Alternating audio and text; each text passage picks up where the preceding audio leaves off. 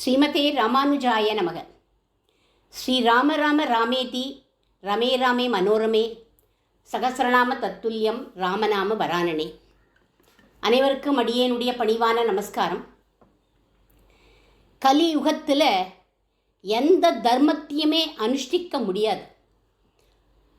அப்போது சகலரும் வாழறதுக்கு ஒரே வழி நாம சங்கீர்த்தனம் சொல்கிறது தான்னு ஒரு ஸ்மிருதி வாக்கியம் இருக்குது.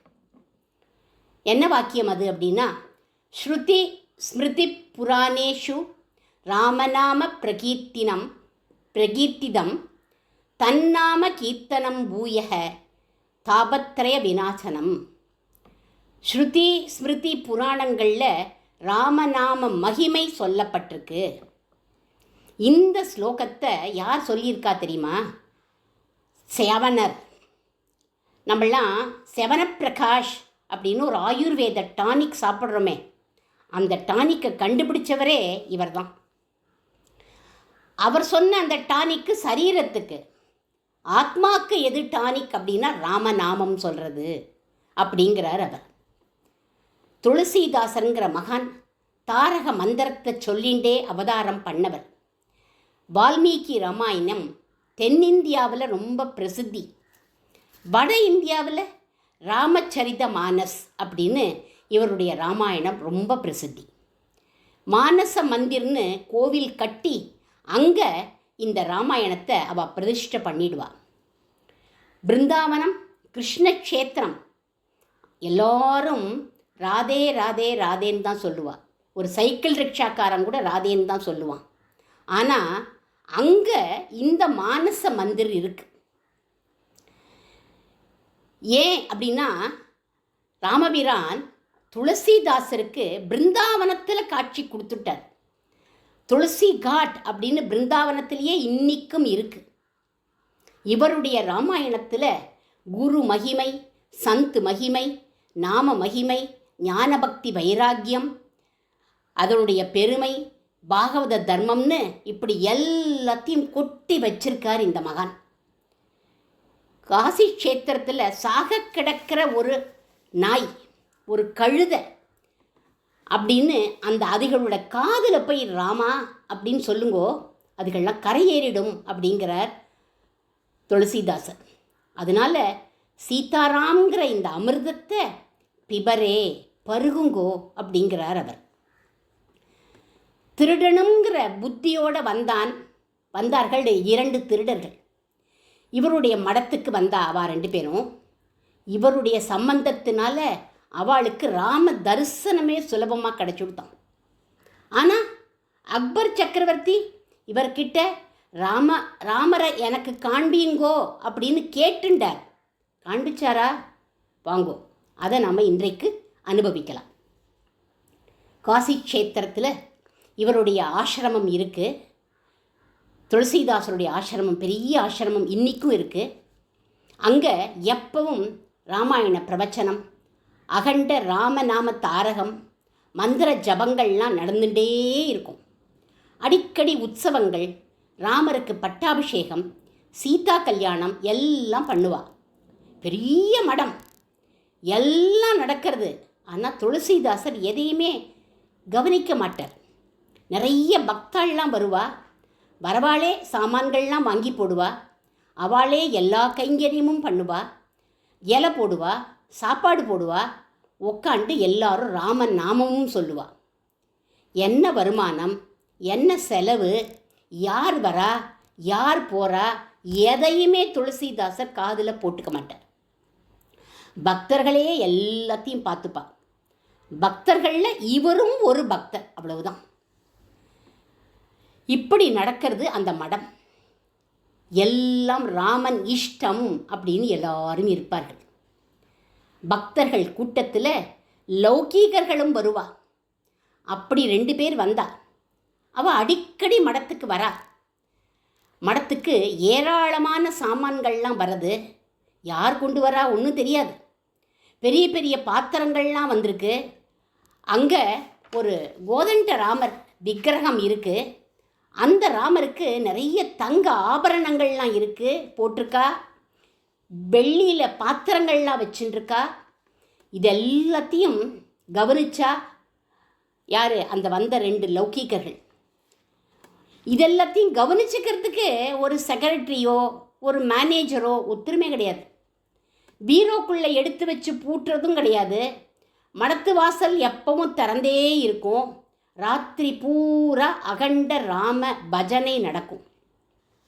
வந்த 2 பேரும் யார் தெரியுமா? திருடர்கள். இத்தனையும் அவள் நோட்டம் விட்டா. இங்கே கேள்வி கேட்கவே ஆள் இல்லை போல இருக்கு, நம்ம ஈஸியாக சாமான்கள்லாம் திருடிண்டு போயிடலாம் அப்படின்னு நினைக்கிறா. பக்தர்கள் மாதிரி 2 பேரும் வந்து எல்லாரோடையும் பழகிறா. பாதி ராத்திரி பஜனை நடந்துட்டுருக்கு. பாதி பேர் தூங்குறா, பாதி பேர் தூங்கிண்டே ஜபம் பண்ணுறா. இவா 2 பேரும் பஜனையிலேருந்து எழுந்து வந்துட்டா. இவாளுக்கு பஜனையும் வரலை, தூக்கமும் வரல. இவாளோட சிந்தனை எல்லாத்தையும் திருடிண்டு போகிறதுலையே குறியாக இருக்கு. 2 பேரும் உள்ளே வந்தா சாமான்கள் எல்லாம் எடுத்து மூட்டையாக கட்டினா வாசல் பக்கமாக ஓடி போயிடலாம், ஒருத்தரும் காவலுக்கு இல்லை அப்படின்னு நினச்சிண்டு எல்லாரும் வேற தூங்குறா அப்படின்னு மூட்டையை தலையில் வச்சுண்டு வாசல் பக்கம் வந்துட்டா. 2 தார்வான் தலையில் குல்லா கையில் பிச்சுவா வச்சுட்டு குறுக்கு நெடுக்குமா அலையறா. காவலுக்கு ஒத்தரும் இல்லைன்னு நினச்சோமே, 2 பேர் நிற்கிறாளேடா, நேத்திக்கு இருந்தாளாடா இவா அப்படின்னு கேட்குறான் ஒருத்தன். இல்லையேடா, நேத்திக்கு இல்லையேடா. முந்தா நாள் இருந்தாளோடா? இல்லையேடா, முந்தா நாளும் இல்லையே. நாம தான் 1 மாதமாக வந்துட்டுருக்கோமே, ஒத்தருமே இல்லையேடா. ஒருவேளை ராத்திரியில் யாரையாவது போட்டிருப்பாளோ, நம்ம சரியாக கவனிக்கலையோ அப்படிங்கிறார்கள். அவள் நம்மளை பார்க்குறதுக்குள்ளே நம்ம ஒன்று பண்ணுவோண்டா, பின்வாசலில் வழியாக ஓடி போயிடலாம் இந்த மூட்டையும் தூக்கிண்டு அப்படின்னு பின்வாசலுக்கு ஓடி வந்தா. அங்கே வந்தா அங்கேயும் இவையா 2 பேருமே அங்கேயும் நிற்கிறா. இவா தான் நிற்கிறா. நாம் மூட்டையை தூக்கிண்டு வரத்துக்குள்ளே இவா இங்கே வந்துட்டாளேடா, சரி நம்ம இப்போ முன்வாசலில் இருக்க மாட்டா, நம்ம அங்கே ஓடி போயிடலாம் அப்படின்னு 2 பேரும் முன்வாசலுக்கு ஓடி வந்தா. அங்கே வந்து பார்க்குறா, 2 பேரும் முன்வாசலில் வந்து நின்றுட்டா. யார்? அவளே தான். பின்வாசலில் நின்னவா தான் முன்வாசல்லையும் நிற்கிறா. சொல்கிறார் துளசிதாசர், தேனம் சபீக்ஷ்ய ரகுநந்தன தர்சனேன பீதௌ நிஜாஸ்ரம முகே கிருபையா பிரபுர்யக சர்வம் தனம் தபிபதன் பிரதௌத ஜாப்யாம் வந்தே சதா துளசிதாசமகம் மகாந்தம். அந்த போலீஸை பார்த்தா இவளுக்கு பயமாக இருக்குது, சாமான்களை பார்த்தா ஆசையாக இருக்குது. அவள் அந்தண்டையே போக மாட்டேங்கிறாளேடா. உள்ளே போகிறது, வாசலுக்கு வர்றது, பின் வாசலுக்கு போகிறதுன்னு தவிக்கிறா கடந்து. அவள் எப்பவும் நிற்கிறது இல்லை, இவ வர டைமாக தான் பார்த்து நிற்கிறா. விடிய விடிய விடிய விடிய இதே கூத்து நடக்கிறது. முன்வாசலுக்கு போகிறா, பின்வாசலுக்கு போகிறா, திரும்பி வரா, இப்படியே மூட்டையை தலையில் தூக்கின்னு நடக்கிறா. விடியற் காலம்புற ஆயிடுத்து. கங்கா ஸ்நானம் பண்ணுறதுக்காக துளசிதாசர் பக்தர்களோட வர. மூட்டையோடு இவா நின்றுட்டுருக்கா. இனிமே ஓட முடியாது அப்படின்னு தெரிஞ்சு போயிடுத்து வாழ்க்கை. துளசிதாசர் எதிரில் அந்த மூட்டையை வச்சுட்டா. மகராஜ், நாங்கள் தப்பு பண்ணிட்டோம், எங்களை நீங்கள் மன்னிச்சுடுங்கோ, அவாக்கிட்ட எங்களை காண்பிச்சு கொடுத்துடாதீங்கோ அப்படின்னு காலை பிடிச்சிட்டு கெஞ்சரா. அவான்னா யாருப்பா? இங்கே ஒத்துருமே இல்லையே, என்னப்பா சொல்கிறேன் நீங்கள் அப்படின்னு கேட்டார் துளசிதாசர். நாங்கள்லாம் திருடிட்டோம் சாமி அப்படின்னு மூட்டையெல்லாம் காண்பிக்கிறா. இது பாருப்பா, திருடிட்டோம் அப்படின்னு சொல்லாதீங்கோ, எனக்கு தாங்காது. எப்படி உங்களால் திருட முடியும்? நீங்கள் திருடாலே இல்லை. இது உன் சொத்தாக இருந்தால் இது என் சொத்தாக இருந்தால் நான் திருடலாம், உன் சொத்தாக இருந்தால் நீ திருடலாம். இது யாருடைய சொத்து தெரியுமா? சீதாராமர்களுடைய சொத்து. சீத்தை தான் அம்மா, ராமர் தான் அப்பா. அவளுக்கு நாமெல்லாம் குழந்தைகள்ப்பா, திருடாள்னு சொல்லாதீங்கோ. நம்ம வீட்டுக்குள்ளே நீ எடுத்துட்டு போனால் என்ன, நான் எடுத்துட்டு போனால் என்ன, திருடன்னு சொல்லாதப்பா, நீ என்னுடைய சகோதரன் அப்படிங்கிறார் துளசிதாசர். துளசிதாசர் இப்படி சொன்னதும் கொஞ்சம் இவா சமாதானம் ஆயிட்டா. உடனே சொல்கிறா, சாமி அந்த போலீஸ்கிட்ட எங்களை பிடிச்சு கொடுத்துறாதீங்கோ அப்படின்னு கெஞ்சரா. இங்கே ஒருத்தருமே போலீஸே இல்லையேப்பா. இல்லை சாமி, அங்கே நின்னா சாமி அப்படிங்கிறான். யார், எங்கே நின்னா? 2 பேர் நின்னா, ராத்திரி பூரா நின்னா, நாங்கள் பார்த்தோம் சாமி அப்படின்னு அவள் சொல்கிறா. துளசிதாசர் புரிஞ்சுட்டுட்டார். என் அப்பனே மகானுபாவா அப்படின்னு சொல்லிட்டு அவளை போய் கட்டின்னுட்டார். அப்பா, நான் பிருந்தாவனத்தில் ரொம்ப நாள் உட்காந்து ஜபம் பண்ணேன், அயோத்தியில் ஜபம் பண்ணேன், சித்திரக்கூடத்தில் ஜபம் பண்ணேன், இங்கே ராமாயண பாராயணம் பண்ணி படாத பாடுபட்டு கஷ்டப்பட்டு எனக்கு ராம தரிசனம் கிடைச்சிது. ஆனால் நீங்கள் இங்கே திருட வந்துட்டு ஒரு நாள் ஜபம் பண்ணாமல் லகுவாக ஈஸியாக அவனை பார்த்துட்டேலே. அவனுக்கு உங்ககிட்ட கிருபை அதிகமா இல்லை எங்கிட்ட அவனுக்கு கிருபை அதிகமா சொல்லுங்கோ அப்படின்னு சொல்லிட்டு ஆனந்த கண்ணீர் பெருக்கிறார். நீங்கள் பார்த்துட்டேலே அப்படின்னு. இதில் ஒரு ரகசியம் இருக்குன்னு சொல்லுவாள். என்ன ரகசியம் அப்படின்னா, துளசிதாசர் பகவானோட நேர் பக்தன். அவனுடைய கிருப்பை, அவளுடைய கிருப்பை கிடைக்கிறதுக்கு, பகவானுடைய கிருப்பை கிடைக்கிறதுக்கு நாளாகிறது. ஏன்னா அவர் நேர் பக்தன். துளசிதாசன்கிற பக்தருடைய பக்தன் யாருன்னா இந்த திருடாள் 2 பேரும். அவள் துளசிதாசரோட சம்பந்தப்பட்டுட்டா. அதனால இவாளுக்கு சீக்கிரமாக பகவான் கிருப்பை பண்ணிட்டான். இதே பிரின்சிபல் தான் விபீஷண சரணாகதியிலையும். விபீஷணர் 4 அரக்கர்களோட சேது சமுத்திரக்கரைக்கு வந்தார். ராமர்கிட்ட சரணாகதி பண்ணுறார். அவனை சேர்த்துக்கலாமா கூடாதா அப்படின்னு மீட்டிங் போட்டு வானராள்லாம் ஒவ்வொரு அபிப்பிராயம் சொல்கிறார். கடைசியாக ராமர் சொல்கிறார், சகுர்தேவ பிரபன்னாய தவாஸ்மீதிச்ச யாச்சதே அபயம் சர்வபூதேப்பியக ததாமி ஏதத் பிருத்தம் மம. அபயம்னு என்னை தேடிட்டு வந்துட்டா, நான் அவளை ஏற்றுப்பேன் அப்படின்னு சொல்லிட்டு விபீஷணனை ஏற்றுண்டார் பகவான். இது நடக்கிறதுக்கு எத்தனை நாள் ஆச்சு தெரியுமா? 1 மணி நேரம் ஆச்சு. டிஸ்கஷன்லாம் முடிஞ்சு விபீஷணன் பின்னாடி 4 பேர் வந்தா இல்லையா, அவளை சேர்த்துக்கலாமா கூடாதான்னு 4 மணி நேரம் மீட்டிங் போடணுமா வேண்டாமா? போடலையாம். யாருமே எந்த அபிப்பிராயமும் சொல்லலை. விபீஷணனுக்கு மட்டும்தான் விசாரணை. பின்னாடி வந்த 4 பேருக்கு சதுர்பி சக ராட்சசைகின்னு 4 பேரோட 5 பேருக்கும் அபயம். ஏன் அவளுக்கு விசாரணை இல்லை? விபீஷணன் நேர பெருமாள் கிட்ட வந்துட்டான். அந்த 4 பேர் விபீஷணனோட வந்தா. பகவான் கிட்ட நம்ம நேர சரணாகதி பண்ணினா நமக்கு யோகீதை இருக்கா அப்படின்னு பார்ப்பான் பகவான். ஆனால் சரணாகதி பண்ண பாகவதர்கள் பின்னாடி நம்ம வந்தோம்னா யோகீதை இருக்கான்னு பார்க்கவே மாட்டான். உடனே அனுகிரகம் பண்ணிடுவான். உன்னுடைய அடியவரின் அடியவருக்கு அடியவனாக அப்படிங்கிறார் ஆழ்வார். त्वत् பிருத்திய பிருத்திய பரிசாரக பிருத்திய பிருத்திய பிருத்தியஸ்ய பிருத்திய இதிமாம் அப்படிங்கிறார். அடியவர்கள் கோஷ்டியில் நான் இருந்துட்டா போரும், நீ எனக்கு அனுகிரகம் பண்ணிடுவ அப்படிங்கிறார் ஆழ்வார், குலசேகர ஆழ்வார். துளசிதாசர் கிட்ட பக்தியில் வரலை இவா 2 பேரும். திருடனுங்கிற புத்தியோடு தான் வந்தா. ஆனால் அவர் சம்பந்தத்தினால என்ன ஆயிடுத்து, ராம தரிசனம் இவாளுக்கு சுலபமாக கிடைச்சுடுத்து. அன்னியிலேருந்து அவள் திருந்திட்டா. ஹரிதாசர்கள் சங்கத்தில் திருந்தாதவர்கள் கூட திருந்திடுவா அப்படின்னு தெரியறது பார்த்தேல. அவள் உண்மையான ராம பக்தர்களாக ஆயிட்டாளாம். உடனே அடுத்ததாக துளசிதாசரும் அக்பர் சக்கரவர்த்தியும் சமகாலத்தவர்கள். அக்பர் ரொம்ப நல்லவர், ஹிந்து முஸ்லீம் ஒற்றுமைக்காக பாடுபட்டவர் அக்பர். இவர் கலா ரசிகர், சங்கீதத்தை ரொம்ப ரசிப்பர். இவருடைய சபையில் தான்சேன் அப்படிங்கிற ஒரு சங்கீத வித்வான், அவனை தன் பக்கத்தில் உட்காத்தி வச்சுட்டு, நீ சங்கீதத்துக்கு சக்கரவர்த்திடா, நான் பாரத தேசம் பூரா சக்கரவர்த்தி அப்படின்னு சொல்லுவாராம் அக்பர். சத்சங்கத்தில் ரொம்ப ஈடுபாடு உண்டு அக்பருக்கு. எல்லா மகான்களும் இவருடைய சபைக்கு வருவா, கதா காலட்சேபம் பண்ணுவா, பாட்டு பாடுவா, எல்லாம் பண்ணுவா.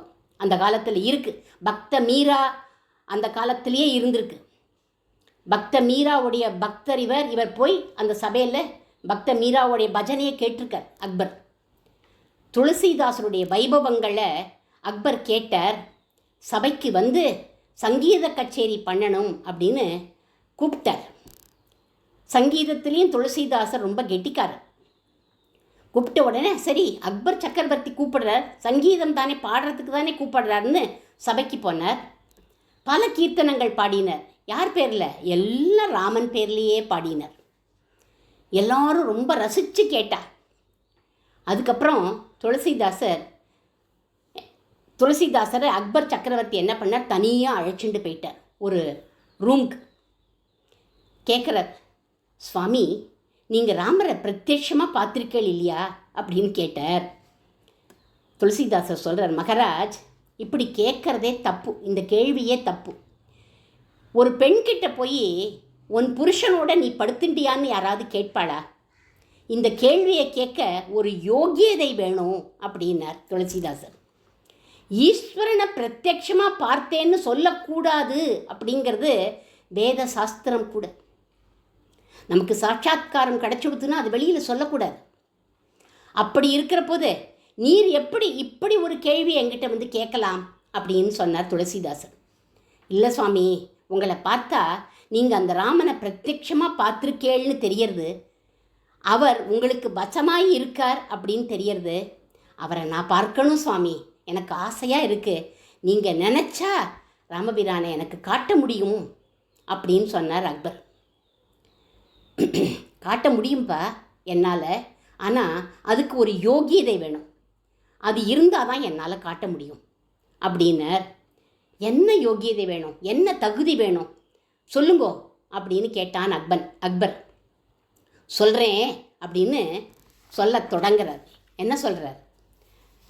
ராமநாம ஜபேனாபி தத்கதா ஸ்ரவணேன ச ராமஸ்வரூப தியானாச்ச ராமஸ்ய குணகீர்த்தனாத் சக்கியேன ராமபக்தானாம் ராமபாதாப்ஜ பூஜையாம் நித்யம் ஸ்ரீராமதாஸ்யேன சர்வஸ்வாத்மநிவேதனாத் ஏவம் நானாவிதைரேவ லலிதைஹ பக்திசாதனைஹ ஜாயதே பரமா பக்திஹ சுத்த சித்தஸ்ய பூபதே. சொல்கிறார் என்ன வேணும், என்ன தகுதி வேணும் அப்படின்னு. ஆனவரதமும் ராமநாமத்தையே கோடிக்கணக்காக ஜபம் பண்ணிண்டு, அவன் கதையையே ஸ்ரவணம் பண்ணிண்டு, அவன் சொரூபத்தையே தியானம் பண்ணிண்டு, ராம குணங்களை கீர்த்தனம் பண்ணிண்டு, அவன் மூர்த்தியையே பூஜை பண்ணிண்டு, அவன் பக்தர்கள் இடத்துல ஸ்நேகம் பண்ணிண்டு, ராமதாசர்களுக்கு கைங்கரியம் பண்ணிண்டு, ராமமயமாக யார் வாழ்க்கை நடத்துகிறாளோ அவளுக்குத்தான் ராம தரிசனம் கிடைக்கும் அப்படின்னு சொன்னார் துளசிதாசன். அக்பர் சொல்கிறார், போகாத ஊருக்கு வழி சொல்கிறீர், என் கௌரவம் உங்களுக்கு தெரியுமா? உங்களுக்கு தெரியலையே அப்படின்னு சொன்னான். உங்கள் கௌரவம் தெரிஞ்சு தான் நானே இங்கே வந்திருக்கேன். உங்கள் மதிப்பு வேற, பிரபு ராமச்சந்திரமூர்த்தியோடைய மதிப்பே வேற. அவர் வந்து இங்கே நிற்க வேண்டிய அவசியம் என்ன? அவருக்கு அனந்த விபூதியில் ஒரு மூலையில் நீர் இருக்கீர். நாங்கள் வேணா உங்களை மதிக்கலாம், ராமர் மதிக்கணுங்கிற அவசியமே இல்லையே. எங்களுக்கெல்லாம் நீங்கள் சக்கரவர்த்தி, அந்த ஈஸ்வரனுக்கு நீங்கள் சக்கரவர்த்தியா என்ன? இப்படி இவர் பேசின உடனே அக்பருக்கு கோபம் வந்துடுத்து. என்ன பண்ணார், கொண்டு போய் கைதி பண்ணி ஜெயிலில் உட்காத்தி வச்சுட்டார். துளசிதாசராக கவலைப்படுறவர் கவலையே படலை. அங்கே ஜெயிலில் உட்காந்து ஹனுமனை தியானம் பண்ணுறார். பாதி ராத்திரி ஹனுமன் பிரத்யட்சமாயிட்டார்.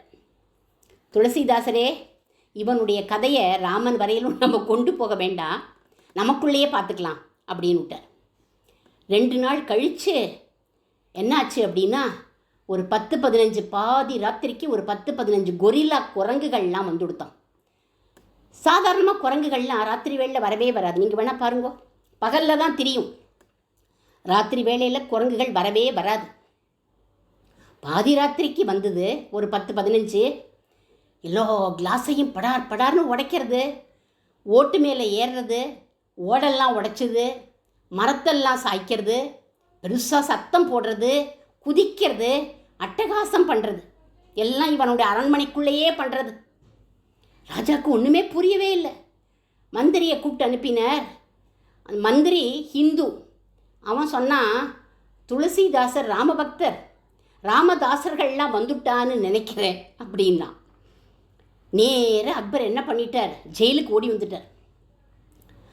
துளசிதாசரை பார்த்து, சுவாமி நீங்கள் காசிக்கு கிளம்பிடுங்கோ அப்படின்னு சொன்னான். நீங்கள் ராம தரிசனம் வேணும்னு கேட்டேளே, நான் ராமர்கிட்ட விண்ணப்பிச்சுட்டேன், அவர் புறப்பட்டார்னு தெரியறது. இப்போ தான் அவருடைய பரிவாரங்கள்லாம் வர ஆரம்பிச்சிருக்கு, அது கோடிக்கணக்கில் வரும் அப்படின்னு சொன்னார் துளசிதாசர். இவாளுக்கு மேலே அந்தாள்லாம் ராம பரிவாரங்கள்லாம் கோடிக்கணக்கில் வரும், இவாளுக்கு மேலே நலன், நீலன், அங்கதன், சுக்ரீவன், ஹனுமான் எல்லோரும் வருவா. லங்கையிலேருந்து அதுக்கப்புறம் ராட்சச பரிவாரங்கள்லாம் வரும், அவைகள் பின்னாடி விபீஷணாதிகள்லாம் வருவா. அதுக்கப்புறம் அயோத்தியிலேருந்து பரிவாரங்கள்லாம் வர ஆரம்பிச்சிடும். அத்தனை பேரும் வந்ததுக்கப்புறம்தான் சக்கரவர்த்தி ராமர் வருவார் அப்படின்னு சொன்னார் துளசிதாஸ். இத்தனை பேர் வருவாளா? ராமர் ஒண்டியாக வந்தார் போருமே, அவர் ஒத்தர் வரட்டுமே, இத்தனை படைகளோட வரதா இருந்தால் ராமர் வர வேண்டாம் அப்படின்னு சொன்னான் அக்பர். ஏன் ஏன் அப்படி சொல்கிறேன்? உம்மை யாராவது எங்கேயாவது டின்னருக்கு வாங்குவோன்னு கூப்பிட்டா நீர் மட்டுமா போவீர்? பாடி கார்டு எல்லாரையும் அழைச்சிட்டு தானே போவீர். அப்போது எல்லாரும் வர வேண்டாம், நீர் மட்டும் வரும்னா உனக்கு கோபம் வருமா வராதா அப்படின்னு கேட்குறார் துளசிதாசர். நீங்களே உம்ம பரிவாரத்தோடு தானே வரேன், ராமரும் அவருடைய பரிவாரத்தோடு தான் வருவர், கொஞ்சம் பொறுத்துக்கோங்கோ, இன்னும் நிறைய பேர் வந்துடுவா, உங்களுக்கு ராம தரிசனம் கிடைக்கும், கொஞ்சம் பொறுத்துக்கோங்கோ மகராஜ் அப்படின்னார் துளசிதாசர். அக்பர் சொல்கிற, பொறுத்துக்க முடியலையே சுவாமி, இந்த 10 குரங்குகள் வந்ததே என்னால் பொறுத்துக்க முடியல. சுவாமி ஒன்று பண்ணுங்கோ, நீங்கள் அந்த ராமரை வரவேண்டான்னு சொல்லிடுங்கோ. அப்படி சொல்லலாமா? வான்னு கூப்பிட்டுட்டு வேண்டான்னு சொல்லலாமா? உங்களை யாராவது கூப்பிட்டுட்டு வேண்டாம்னு சொன்னால் உங்களுக்கு அவமானமாக இருக்காதா? அதனால் நான் கூப்பிட்டுட்டேன் ராமரை, கொஞ்சம் பொறுத்துக்கோங்க அப்படின்னார். முடியலையே சுவாமி, எப்பேற்பட்ட கண்ணாடியை உடச்சிட்டு போயிடுத்து இந்த குரங்குகள்லாம், பெல்ஜியம் மேக்கறது அதை உடச்சிட்டு போயிடுத்தே, அந்த மாதிரி இனிமேல் கிடைக்கவே கிடைக்காது. சீமையிலேருந்து நான் வரவழைச்சிருந்தேன், என் மகாராணி சந்தோஷமாக முகத்தை பார்த்துப்பா, அதை எங்கே போய் நான் திரும்பி வாங்குவேன் சுவாமி? எனக்கு ராமரை பார்க்கவே வேண்டாம், உங்களை பார்த்ததே ராமரை பார்த்துற மாதிரி இருக்குது எனக்கு, அதனால் நீங்களே பிரத்யக்ஷ ராமர் எனக்கு, அதனால் நீங்கள் கிளம்பிடுங்கோ, எனக்கு ராமரை பார்க்க வேண்டாம் அப்படின்னு சொன்னார் அக்பர். துளசிதாசர் சொல்கிறார், அதனால தான் உங்களுக்கு தகுதி இல்லைன்னு ஆரம்பத்திலேயே நான் சொன்னேன். ஏன்னா ஒரு கண்ணாடி உடைஞ்சதுமே ராமன் வேண்டாம்னு சொல்லிட்டீரே, எப்பேற்பட்ட நஷ்டம் வந்தாலும் சரி, எப்பேற்பட்ட கஷ்டம் வந்தாலும் சரி, அந்த ராமர் வரட்டும்னு சொல்கிற ஆள்தான் ராமரை பார்க்கறதுக்கு அதிகாரி. இப்போ புரியறதா உங்கள் தகுதி அப்படின்னு கேட்டார் துளசிதாசர். புரிஞ்சு போயிடுத்து சுவாமி, அபச்சாரப்பட்டுட்டேன், என்னை மன்னிச்சுடுங்கோ, நீங்கள் கிளம்புங்கோ, சீக்கிரம் கிளம்புங்கோ, மற்ற மாநகரங்கள்லாம் வரத்துக்குள்ளே நீங்கள் சீக்கிரம் கிளம்புங்கோ அப்படின்னு கிளப்பி விடுறான் அவன். இது ஏதோ வேடிக்கையாக கதை மாதிரி இருக்கும், ஆனால் இதில் ஒரு அர்த்தம் இருக்குது. என்ன அர்த்தம் அப்படின்னா, தகுதி வேணும், யோகியதை வேணும், அவளுக்குத்தான் ஈஸ்வர தரிசனமே கிடைக்கும் அப்படின்னு தெரியறது. சக்கரவர்த்திக்கு தரிசனம் கிடைக்கல, திருடர்களுக்கு ராம தரிசனம் கிடைச்சுடுத்து. இதுலேருந்து என்ன தெரியறது? மகான்களின் சத்சங்கம் அவசியம் அப்படின்னு தெரியறது. சீதா ராமர்களுக்கு அடியேன் மங்களம் பாடி அமைகிறேன். மங்களம் கோசலேந்திராய மகனீய குணாப்தயே சக்கரவர்த்தி தனூஜாய சார்வபௌமாய மங்களம்.